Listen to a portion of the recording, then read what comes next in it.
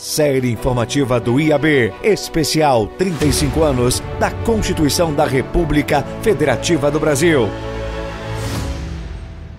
Sou Aldo Arantes, branco, de óculos, terno cinza, e hoje sou coordenador nacional da Associação dos Advogados e Advogadas pela Democracia, Justiça e Cidadania e sou membro da Comissão de Direitos Constitucional do IAB e dirigente da Comissão de Defesa da República e da Democracia da OAB Federal. Fui constituinte. Eu acho que a Constituição ela se deu num momento extremamente importante da vida política brasileira, porque vivemos um período de luta contra a ditadura militar, contra as violências, a tortura, a defesa dos direitos humanos, e progressivamente foi crescendo um forte movimento contra a ditadura e pela democracia, que se expressou nas grandes manifestações populares, pela anistia ampla, geral e restrita, pela Constituinte e também importantes manifestações pela convocação da Assembleia Nacional Constituinte. É importante levar em conta que naquele período já predominava a lógica neoliberal, portanto, a influência do poder econômico para tentar impedir avanços. No entanto, quer dizer, essa onda democrática que estava em curso no Brasil fez com que a Constituição terminasse sendo uma Constituição de perfil progressista, democrático.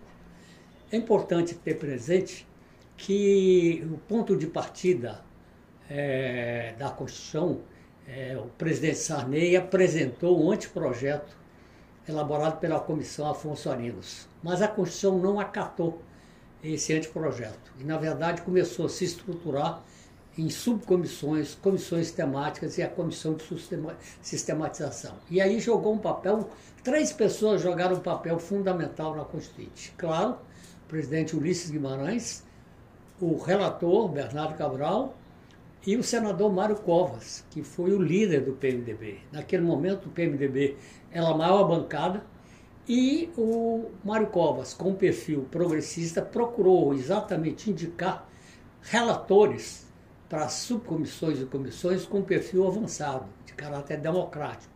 E houve uma aliança na Constituinte entre esses setores democráticos progressistas do PMDB com a esquerda, PT, PCdoB, PDT, PSB, PCB. E isso aí, então, deu uma conformação que permitiu, quer dizer, a construção de um anteprojeto bem avançado. Quer dizer, o primeiro relatório da Constituinte, fruto do trabalho da Comissão de Sistematização, eu, na Constituinte, fui membro da Comissão de Ordem Econômica e da Subcomissão de Reforma Agrária e participei como suplente na Comissão de Sistematização. E o primeiro texto da Comissão de Sistematização, que tinha um perfil bastante avançado, é importante destacar que as constituições de Portugal e de Espanha jogaram um papel importante e também os constituintes levaram em conta, não como imposição, mas consultavam o texto fruto do trabalho da Comissão Afonso Arinos. Isso resultou num texto, primeiro texto, muito avançado. E aí os setores conservadores da Constituinte se levantaram contra, porque o regimento interno da Constituinte não permitia a emenda de títulos e artigos, títulos, capítulos inteiros. Então, o setor conservador se levantou. Me lembro, o líder da direita naquele momento do PFL, um deputado da Bahia, rasgou o texto e criou, então, uma crise muito grande. E aí e eles exigiam exatamente que fosse visto o regimento interno que permitisse que eles fizessem emendas mais abrangentes. Eu me lembro que, naquele momento, os setores democráticos protestaram e o presidente Ulisses Guimarães nos chamou para uma conversa e disse: olha, temos que entrar num processo de negociação, quer dizer, nós não podemos, não há como fazer uma Constituição com perfil que leve em conta apenas as forças democráticas de esquerda, mas tem que haver, digamos, algo que haja um processo de conversação que resulte exatamente numa Constituição que expresse, pelo menos, a tendência majoritária da sociedade brasileira. E eu sugiro que a gente faça, então, uma alteração do regimento interno e aí permita que eles façam as emendas mais abrangentes e vocês façam destaque de votação em separada. O destaque de votação em separada inverte, quer dizer, os termos da votação e faz com que esse setor do Centrão, que naquele momento, essa articulação é que gerou o Centrão, portanto, é uma articulação dos setores de direita da Constituinte, o setor empresarial, né, tanto industrial como agrícola, né, influenciado também por grandes empresas multinacionais. Então, esse pessoal ali constitui o Centrão, quer dizer, e o Centrão, então,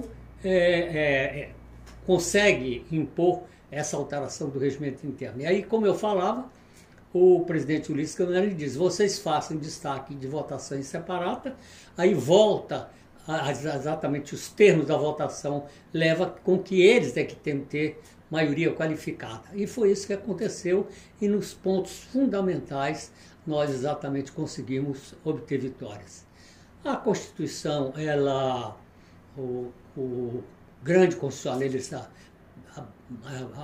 Dalmo de Abreu Dalari, já falecido, ele exatamente destacava que a Constituição brasileira é uma das mais avançadas do mundo, porque ela incorpora os direitos humanos na sua acepção mais abrangente, os direitos econômicos, sociais, culturais, incorporou a questão do meio ambiente, enfim, uma Constituição bastante avançada, né?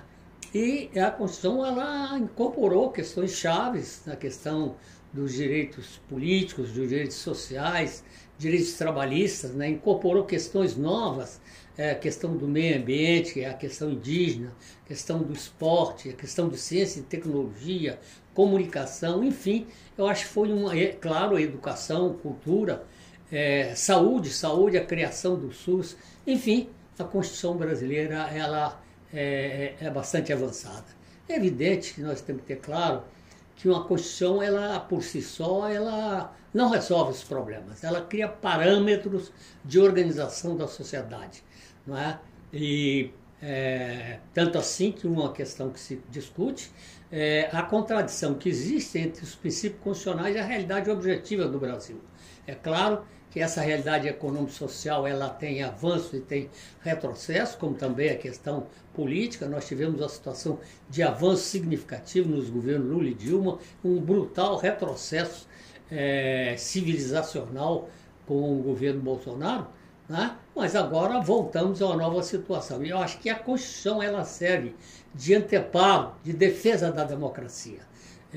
Eu acho que hoje nós estamos comemorando exatamente o dia 5 de outubro, o dia em que o presidente Ulisses Guimarães promulgou a Constituição, que é a Constituinte, quer dizer, promulgou a Constituição, e o presidente Ulisses Guimarães disse naquele dia, traidor da Constituição é traidor da pátria. E nós tivemos agora uma tentativa de rasgar a Constituição com os atos de 8 de janeiro. Né? Agora, na verdade, nós vivemos uma situação complexa em que pouco depois da Constituição ser elaborada, iniciou um processo, digamos assim, de desconstitucionalização, de demolição de conquistas obtidas na Constituição. Por quê? Passou exatamente, já estava vigindo o neoliberalismo, mas aí ele ganhou mais força e ele veio com força através do governo Collor, depois do governo Fernando Henrique Cardoso, procurando impor as regras do mercado. Quer dizer, então, contrapondo a Constituição Social, que é a Constituição de 88, a Constituição para o mercado. E aí tiveram várias alterações do texto constitucional, não é? Mas, na verdade, se conseguiu exatamente conter esse processo. Então, é uma luta constante, a reafirmação da Constituição brasileira como uma Constituição programática, como uma Constituição, inclusive, que coloca no centro não só a defesa dos direitos humanos, mas coloca também no centro, quer dizer, a necessidade do desenvolvimento do país e o desenvolvimento sustentável. Então, na verdade, uma Constituição bastante abrangente. É claro que hoje nós estamos vivendo dias novos, essa questão da tentativa de golpe coloca para nós exatamente a necessidade de consolidar esse processo democrático. E nessa reflexão sobre os dias atuais, como é que nós vamos, digamos assim, consolidar esse processo democrático, uma coisa que vem à tona com muita força e que eu tenho procurado insistir. Inclusive, elaborei livros, artigos a esse respeito, que é a questão da guerra cultural. No passado, quer dizer, a extrema-direita e a direita conquistavam o governo através de golpes militares. A partir de um determinado momento, eles passaram a adotar através da conquista da mente das pessoas, através das redes sociais, dos algoritmos. Sempre que se discute essa questão, se diz, bom, a guerra cultural sempre existiu, luta ideológica sempre existiu, mas eu procuro contestar e mostrar que a guerra cultural nos dias de hoje tem uma particularidade, porque as redes sociais atingem milhões de pessoas em relativamente pouco tempo. E os algoritmos, eles a orientam com grande precisão exatamente essa luta de ideias. Tanto assim que as pessoas se perguntam como é que é possível que milhões de pessoas que votaram no Lula passaram a votar no Bolsonaro. E como depois de tudo que aconteceu, Bolsonaro e os bolsonaristas continuam com um contingente expressivo. Mas vai ver a presença deles nas redes sociais, as fake news, a continuidade, quer dizer, agora com muita força das fake news na tentativa exatamente de colocar o governo Lula numa situação difícil. Então lutar hoje em defesa da democracia, é claro, é fundamental que esse governo, que foi exatamente fruto de uma vitória da democracia, quer dizer, dê respostas ao povo brasileiro. Por outro lado, é necessário que os partidos políticos, as organizações sociais se lancem num trabalho de organização do movimento social pela base. Mas é necessário dar uma atenção especial à questão da luta de ideias. Gramsci dizia, nas condições atuais do desenvolvimento da sociedade, a luta de ideias precede e contribui para a vitória política. Se nós não dermos a atenção devida a essa questão da luta ideológica, nós corremos o risco nessas eleições que vêm de termos problema. Percebam, quer dizer, agora essa questão das eleições dos conselhos tutelares, a direita se lançou com força para lançar bases para as eleições municipais, tendo em vista as eleições federais. Então, se não houver um esforço bastante grande de organização do movimento social, de consolidação de bases políticas e ideológicas e de uma atenção específica a essa questão da guerra cultural, nós podemos enfrentar problemas. Agora, vivemos hoje uma situação nova, o povo brasileiro respira, quer dizer, o governo Lula já tem, digamos assim, entregado uma série de coisas importantes, a economia tem se desenvolvido, o salário mínimo aumentou, uma série de medidas de defesa do meio ambiente, da saúde, da educação, da ciência e tecnologia, enfim, nós estamos avançando. Mas para continuar avançando, nós temos que construir uma maioria política, porque hoje nós temos uma situação complexa, um Congresso Nacional altamente conservador, que agora, inclusive, procura se confrontar com o Supremo Tribunal Federal, exatamente porque o Supremo foi uma peça-chave na defesa da democracia. Então, hoje, eles voltam o ataque contra o Supremo, passam no Congresso a votar uma série de dispositivos legais para inibir, para constranger o Supremo Tribunal Federal. Portanto, quer dizer, nós temos que ter claro, avançamos, a democracia deu um passo importante, mas a luta continua. E é necessária a união de todos, é necessário despertar a consciência crítica do povo brasileiro para a gente construir um futuro de paz, de justiça e de igualdade. IAB Nacional, 180 anos, na vanguarda do direito desde 1843. Associe-se.